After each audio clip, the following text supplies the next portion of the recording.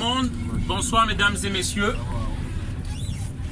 Je m'appelle Ngouma de Mongoubi. On est une association africaine qui lutte pour les droits des Africains.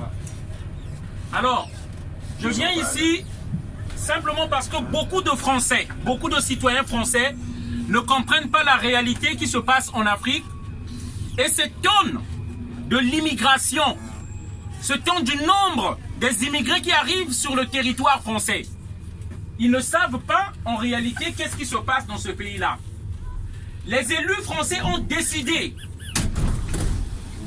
de changer de discours, de distraire les populations pour faire comprendre aux gens que c'est la misère qui nous fait fuir. Moi qui parle là, je suis un réfugié politique.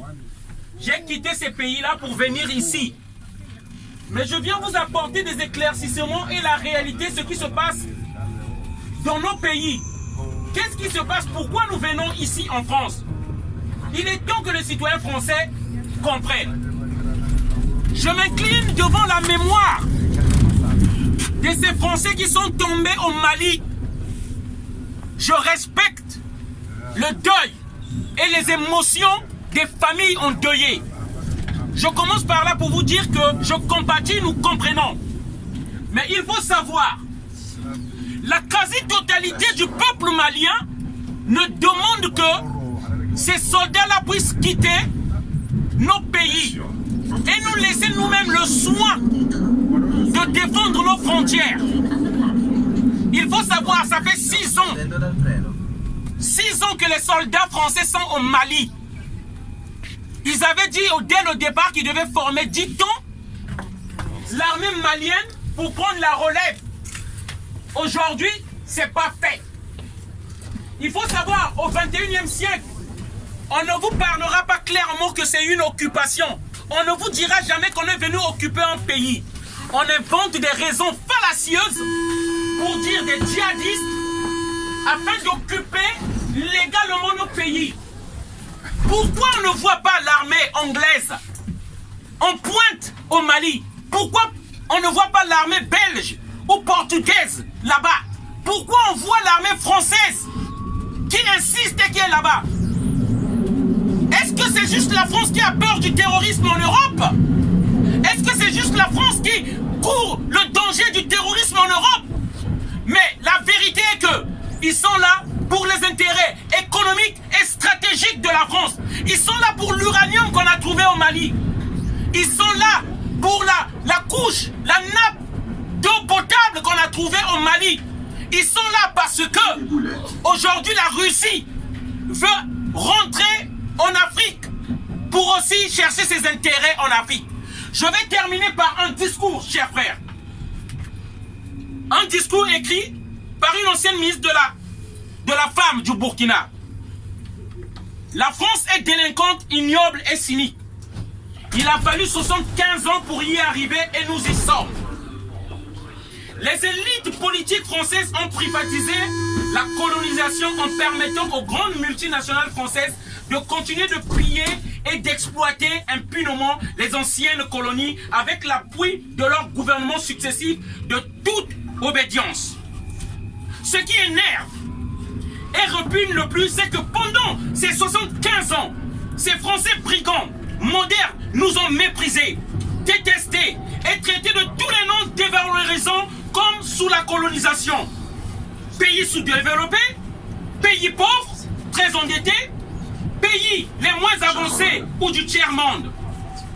Ils ont réuni toutes les conditions pour que nous ne puissions jamais nous développer. La France des dealers nous a saignés et tués à petit feu comme une sangsue. Elle nous a pris nos richesses, nos langues et nos cultures. Notre fierté, notre dignité humaine et de peuple ont été bafouées. Elle nous a servi pendant 75 ans supplémentaires, après que nos grands-pères soient allés combattre et mourir pour elle pendant la Première et la Deuxième Guerre mondiale. Quelle ingratitude! Quelle injure faite au sang versé par tous les nôtres sur tous les champs de bataille pour la France. La France des élites politiciennes et affairistes et abjectes, sans moralité. Elle est délinquante, ignoble et cynique. Elle a laissé mourir 7 générations d'enfants et adultes de chez nous, de faim, de maladie et d'indigence. En filmant ces victimes et en les montrant dans ces médias pour les livrer en spectacle au monde entier. On finit d'aider nos gouvernants à soigner, nourrir et éduquer nos peuples. Cette France stupide et vorace a fait pire que Hitler chez nous en Afrique. Combien de citoyens sont morts pour que la France des pilleurs soit opulente, puissante, snob et arrogante? Combien d'Africains et de Burkinabés ont eu une vie misérable parce que nos pays sont dominés et exploités de leurs ressources naturelles et richesses par une nation barbare et sans culture humaniste. Et elle se vante pendant tout ce temps d'être le pays des droits de l'homme. Et nous y avons cru bêtement et l'avons applaudi. Quel cirque macabre! Enfin, voici venu le tribunal de l'histoire. La nuit a eu beau être noire, le jour de gloire est enfin arrivé. Le moment est venu de rendre compte de tous les torts faits à nos peuples.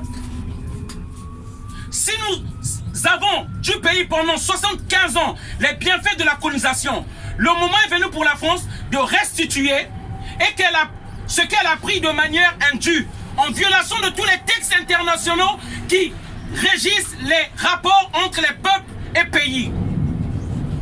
Devant toutes les juridictions internationales, sa culpabilité est évidente et patente. Elle a violé sciemment les textes et traités de l'ONU avec la complicité des dirigeants de nos pays et ceux de ses institutions.